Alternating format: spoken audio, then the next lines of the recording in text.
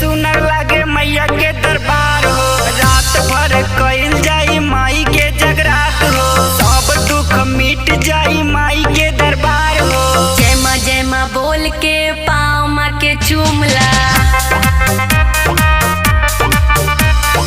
आइल बनो रात आज भक्ति में झूमला।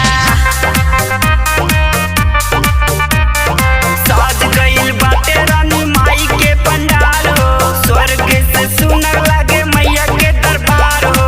रात भर कइल जाई माई के जगरात हो, सब दुख मिट जाई माई के दरबार हो। जय माँ बोल के पाँव माँ के चूमला, आइल बनो रात आज भक्ति में झूमला।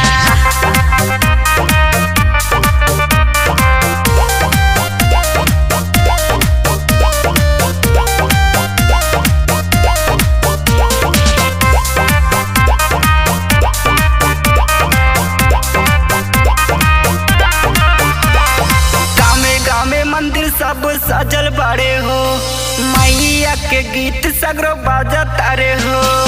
आवतनी साथ अरदास कइल जाए, मैया के चरण में आज माथ धइल जाए। जय माँ बोल के पाँव माँ के चूमला,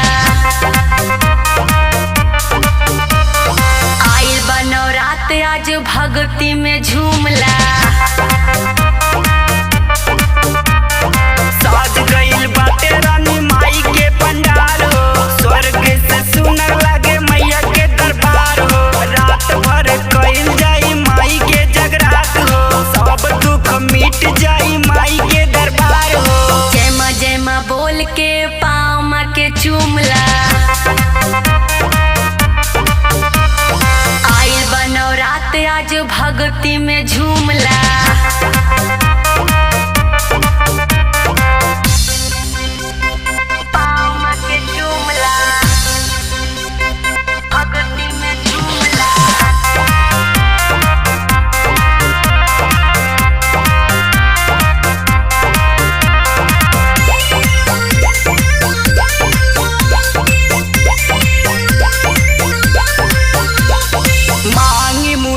माई छूटे न साथ, रउआ चरण माई रही हमर मात। मुकेश के सर पे माई रख दीना हाथ, रउए सहारा बाटे लइका अनाथ। जय माँ बोल के पाँव माँ के चूमला,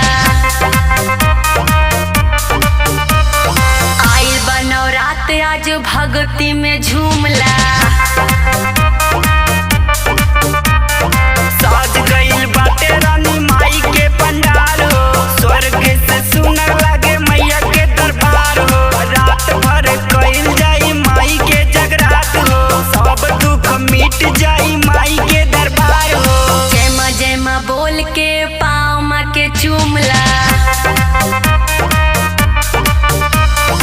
आइल बनो रात आज भक्ति में झूमला।